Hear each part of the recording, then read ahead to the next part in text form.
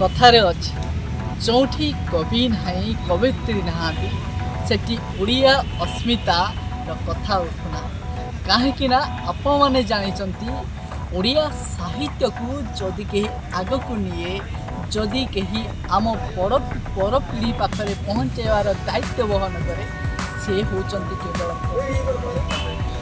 जहाँ केलंकर अनेक संग्रामी मानकर कविता लेखा एवं अनेक एमती किछि कविता लेखा होइछि जहाँ हृदय स्पर्श एवं ताहा इतिहास मध्य हो रही जाइछि जेमिति आपण कहतु रह रहे बाष्पीय सकट देखी चारिका चित्र ये जो कविता समस्त मन को मनमुग्ध करथिला एवं आज इतिहास पृष्ठरे गोटे इतिहास हो रही जाइछि ठीक सेमिति आज दुनिया रे अनेक कवित्री माने रहिचंती अनेक कवि माने रहिचंती जहाँकर कविता मनरे आज इतिहास सृष्टि करि पारिचंती ठीक सेमिति आम सहित जड़े एमिति जड़े कवित्री अछंती जहाँक केलंकरू जेते कविता बाहरी सबू गोटे गोटे इतिहास हो जाइछि एवं अनेक लोक माननकु प्रेरणा मध्य देइछि अनेक छात्र एवं चलतु पाखक जावा एवं कविता विषय जाना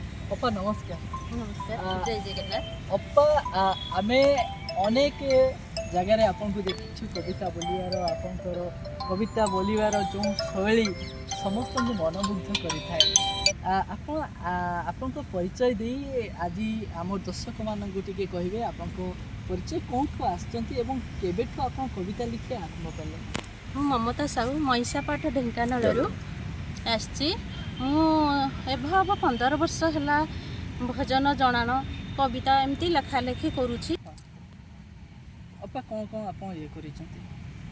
बहुत साईरामकर भजन लिखी माँ उपर आधारित भजन लिखी जगन्नाथंकर भी लिखी कविता भी लेखा लेखी करे गल्प भी लिखुची एमती सब चलती। अपा केते दिन पाखरु आप कविता लिखिया स्टार्ट कले माने कौन एज रु माने पाठ पढ़ुवा समय रु विवाह पर केबे नहीं पाठ पढ़ुवा समय रु कविता लिखी नहीं मु संग हेरिका बोला बोली करे जो मु प्राय 15 वर्ष पाखापाखि लेखालेखि करुची आग माँ उपर आधारित पूजारिणी भजनटा फास्ट लिखी तापर जगन्नाथंकर लिखी सेमती लेखु लेखु माने जगन्नाथंकर प्राय बहुत लिखी 30-40टा भजन साईरामकर भी लिखी तापर कविता जो गल्प हरिका एमती लिखुची। अपा जदि देखा बर्तमान अनेक प्रकार कवि रही आप कौन कविता बेसी लिखा पसंद कर? मु बहुत आध्यात्मिक उपर लेखा लेखी करने को पसंद करे। अपा आपंकर श्रेष्ठ कविता कौन? मोर श्रेष्ठ हूँ साईरामकर भजन जगन्नाथंकर भजन से मोर श्रेष्ठ मुझे माने मो लाइफ रो मोर सेटा को निजर हॉबी बोली मन करी। अपा जदि आमे चाहिबा हम दर्शक मानक आपनको से जो चिर स्मरणीय कविता दुई पद आम दर्शक मानक आज तो सहज गुरुवार साईरामकर दिन तेणुकर मुझे से साईरामकर भजन रू भी आरंभ करूँ। आज्ञा प्रभु शिरडी साई शिरडी भक्तटी चाहि बसिछि तोरी पथ चाहि साई शिरडीरु आसगाई मंदिर तुमरी जाई पारु नाही दीप मो जीवन खाई दीप शिखा होई जली पारु नाही तुमरी दुआरे जाई कर्पूर आलती होई पारु नाही संजा सकाळर पाई साई शिरडीरु आसदाई साई शिरडीरु आसदाई बिंदु बिंदु वर्षा होई पारु नाही सागरी मिशिबा पाई गंगार धार होई पारु नाही चरण धोइबा पाई ଶ୍ରଦ୍ଧାରେ ବାବା ଧୋଇ ଦେବି ମୁହିଁ ସେ ପାଦ ଯୁଗଳ ତୁଇ ସାଇ ଶିରିଡ଼ିରୁ ଆସଦାଇ ସାଇ ଶିରିଡ଼ିରୁ ଆସଦାଇ। ବାহ ବହୁତ ସୁନ୍ଦର ମାନେ ଭଜନଟି ଥିଲା। ଅପା ଯେତେବେଳେ ଆପଣ ଭଜନ ଲେଖନ୍ତି ଆପଣଙ୍କୁ ବେଶୀ ସପୋର୍ଟ କିଏ କରନ୍ତି? ନା ମୁଁ ସପୋର୍ଟ ନାହିଁ, ମୋ ମନକୁ ଯେତେବେଳେ ଆସେ ସେଇଟା ନିଜେ ନିଜେ ମୁଁ ଖାତା ପେନ୍ ଆଣିକି ଲେଖିଦିଏ ମୋ ଭାବନାରେ। ଆପଣଙ୍କର ସମସ୍ତଙ୍କର କଥାରେ ଅଛି ଯେ ଗୁରୁ ନହେଲେ କେହି ଆଗକୁ ଯାଇପାରୁନାହାନ୍ତି। ଆପଣଙ୍କର ସାହିତ୍ୟର ଗୁରୁ କାହାକୁ ଆପଣ ମାନନ୍ତି? ମୋର ଗୁରୁ ବୋଲି ମୁଁ ମନେ କରେ ସେଇ ଜଗନ୍ନାଥ, ସେଇ ମୋ ସାଇରାମ, ସେ ସବୁ କିଛି ସେ ମୋ ମନ ଭିତରକୁ ନ ଆସିଲେ ମୁଁ କିଛି ବି ତାଙ୍କ ବିନା ପତ୍ରଟି ବି ଝରେନି ହେଲା। ସିଏ ହେଉଛନ୍ତି ପ୍ରଥମ ଗୁରୁ, ସେ ହେଉଛନ୍ତି ମୋର ଆଦ୍ୟ ହେଲା। ସେ ସବୁ କିଛି ମୋ ଜୀବନର, ମୋ ଚଲା ବାଟର ସବୁ ସେଇ ପ୍ରଭୁ ଜଗନ୍ନାଥ ଜଗତର ନାଥ, କୋଟି ଆରାଧ୍ୟ ଓଡ଼ିଆର ମୌରମଣି, ସେ ତାଙ୍କ ବିନୁ କ'ଣ ହୁଏ? ଆଉ ସେଇ ସାଇରାମ ଯେ ପରମ ବ୍ରହ୍ମ ସଦ୍ଗୁରୁ, ତାଙ୍କରି ଜ୍ଞାନ ତାଙ୍କରି ଟିକିକର ପ୍ରେରଣାରେ ମୁଁ ଆଜି ଏତିକି ବାଟ ଆସିଛି। ଅପା ଆଉ ଫ୍ୟାମିଲିରେ କିଏ କିଏ ଅଛନ୍ତି ଏବଂ ଆପଣଙ୍କୁ ଅଧିକ ମାତ୍ରାରେ ଏଇ ଯେଉଁ ଗୀତ ଲେଖୁଛନ୍ତି ଅଧିକ ମାତ୍ରାରେ ଆପଣଙ୍କୁ କିଏ ସପୋର୍ଟ କରନ୍ତି? ଅଧିକ ମାତ୍ରାରେ ମୋ ଝିଅ ସପୋର୍ଟ କରେ। ଆଉ ମୋ ହଜବେଣ୍ଡ ସେ ତ ସେ ହାଇସ୍କୁଲ ଟିଚର, ପୁଅ ଏମଟେକ୍ ଏଇ ଯେଉଁ ବିଟେକ୍ କରୁଛି ଆଉ ପଢ଼ି ସାରିଲାଣି, ସେ ପାଠ ପଢ଼ାପଢ଼ି ଇଏ ସେମିତି ଆଉ। ସାର୍ କେବେ ରାଗନ୍ତିନି ଯେ? ନା ନା, ଲେଖା ଲେଖି କଲେ ସେ ରାଗନ୍ତିନି, ମାନେ ସପୋର୍ଟ କରନ୍ତି। ଯେଉଁଠି ବି ପୁରୀ ହଉ ଭୁବନେଶ୍ୱର ଯେଉଁଠି ହୁଏ ବି ମୋର ସମ୍ବର୍ଦ୍ଧନା ଇଏ ହୁଏ ନେଇକି ଯାଆନ୍ତି। ଅପା ବାହାଘର କେତେ ବର୍ଷ ହେଲା? ମୋର ବାହାଘର ପାଖାପାଖି 25 ବର୍ଷ ହେବ ହେଇଗଲା। ସାର୍ଙ୍କ ସହିତ ଲଭ୍ ମ୍ୟାରେଜ୍ ନା ମୋର ଆରେଞ୍ଜ ମ୍ୟାରେଜ୍। ଆରେଞ୍ଜ ମ୍ୟାରେଜ୍ କି ସେମିତି କିଛି ଦେଖାଇ ନଥିଲା? ଅପା ଯେ ଆପଣଙ୍କୁ ଚାନ୍ସ ମିଳିଥାଏ ତ ସାର୍ଙ୍କ ସହିତ ଲଭ୍ ମ୍ୟାରେଜ୍ କରିବା ପାଇଁ, ଆପଣ ଲଭ୍ ମ୍ୟାରେଜ୍ କରିବା ପାଇଁ ବେଶୀ ଇଣ୍ଟରେଷ୍ଟ ହେଇଥାନ୍ତେ ନା ଆରେଞ୍ଜ ମ୍ୟାରେଜ୍? ନାଇଁ ସେମିତି ମୁଁ କିଛି ଇଏ କରିନି, ମୁଁ ଘରର ଫ୍ୟାମିଲି ସପୋର୍ଟ ନେଇ ସେଇଟା ସେ ତାଙ୍କ ଉପରେ ଡିପେଣ୍ଡାଲ, ସେ ଯେଉଁଠି କରିବ ମୁଁ ସେଇଟାକୁ।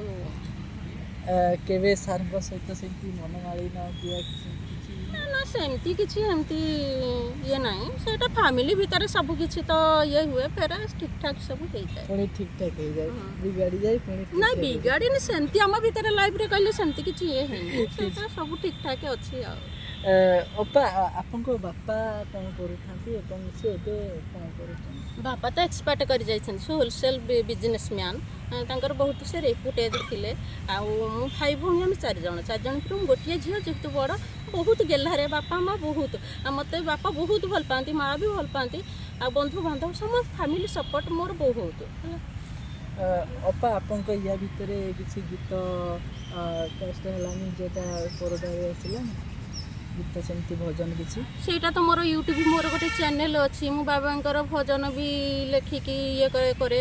ତାପରେ ଆମ ଢେଙ୍କାନାଳ ସିଙ୍ଗର ସେ ସୁବାସ ଦାସ, ମନୋଜ, ଆଉ ଏମିତି ସବୁ ସେମାନେ ବି ଗାଆନ୍ତି ସାଇ ସତ୍ସଙ୍ଗ ଇଏରେ। ତାଙ୍କୁ ଆଦିତ୍ୟ କ୍ରିଷ୍ଣା ସେ ଯେଉଁ ଆସିଥିଲା ସାର୍ଥକ ଗ୍ୟାଲେରିଆଣ୍ଡୁ ସେ ବି ଯାଇଥିଲା, ସେ ବି ମୋର ଗୋଟେ ସାଇରାମଙ୍କର ଭଜନ ବି ଗାଇଛି।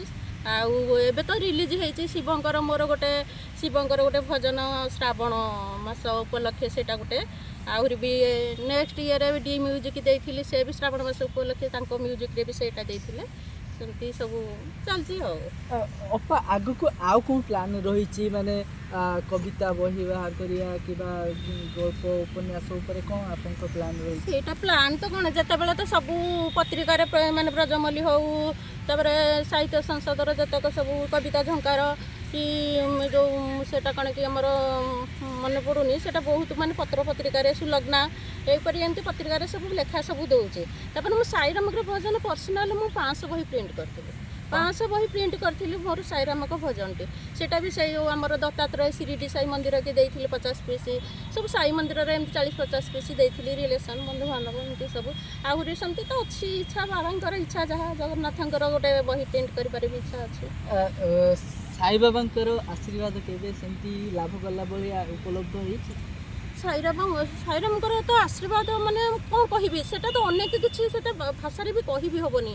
କିନ୍ତୁ ଝିଅର ଆକ୍ସିଡେଣ୍ଟ ପରେ ବାବାଙ୍କର ଆମେ ଅଲ୍ ଫ୍ୟାମିଲି ସାଇରାମଙ୍କର ପୁରା ସପୋର୍ଟ। ଝିଅ BSc ପଢ଼ୁଥିଲା, ସେ ରାସ୍ତାରେ ଯାଉଥିଲା, ତାର 2 ଦିନ ପରୀକ୍ଷା ଦେଇଛି ଏକ୍ଜାମ୍, तापर तार एक्सीडेंट हो गला एक्सीडेंट पर पूरा इंजर्ड पूरा ये होगला तार सेन्स नहीं तापर यांकर से 10 क्लास परीक्षा चली सारंकर बोर्ड परीक्षा से भी हॉल रे थिले तापर पुलिस फोन कला जिते बड़े आपण झील मध्य स्मिता ना हाँ आउ एक्सीडेंट तो मुंड किसी काम कलानी तापर मत मो पाक भी फोन आसला तापर आम समस्ते गलु से बड़म्बा आम घर पढ़ुला से बड़म्बा कॉलेज ही पढ़ुला तापर मोहन सुबुति कॉलेज तापर सेठू से मेडिकल सेठू नहीं गले सब नहीं गला पर सेठू से कहले नाई से हबनी कटक नहीं गए कटक रेफर करदेला कटक आम समस्ते आसिलु सेमती पूरा आसिलु झीर भी सेन्स नाला कि 14 पाखापाखि खाली कहला मुझे जाऊँ ना आम कह नाई रे मामा तोर किसी है आ भल हो जाऊँ चल मेडिकल आठ आसिलु से ओटिकी नेलु डॉक्टर क्या भी आमको रूम भीतर को ये कले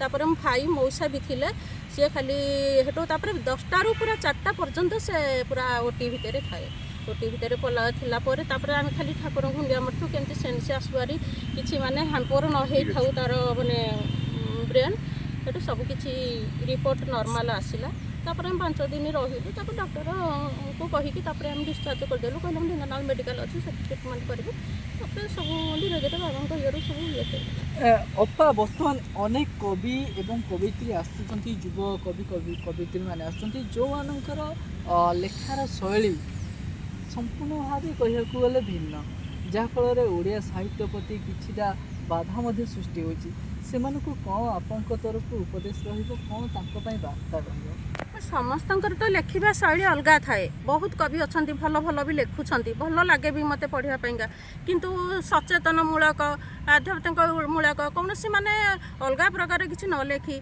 किसी जाना विषय लोक मान सचेतन करने विषय सेमती लिखिले भल आध्यात्मिक लिखिले भी मन लोकंर आसब कि माने आध्यात्मिक भाव हाँ सेमती तेबे जो माने कवि नुआ नुआ कवि आहाती भावे आगे पढ़ा दरकार एवं से जो ज्ञान आरोहण करुँपर कविता लिखा दरकार कहीं आम जिते पढ़ा आम ज्ञान सेते बढ़ कवि मानकर चलापथ केबे कंटा तो केतेबेले फूलर कुसुमित फूलरे सज्जित होता है किंतु आमको सर्वप्रथमे ध्यान देवाई पड़ो आम ओडिया अस्मिता कहीं जो कवि थरे लिखि दी जाए से कविता हो जाए अमर ताकू अनुसरण करती ए युगपीढ़ी ए जुग जुग तेबे आज तो समय अनेक हो गलानी आमे अपांक ठारू विदाय नवा पुणी थरे देखा नेक्स्ट एपिसोड रे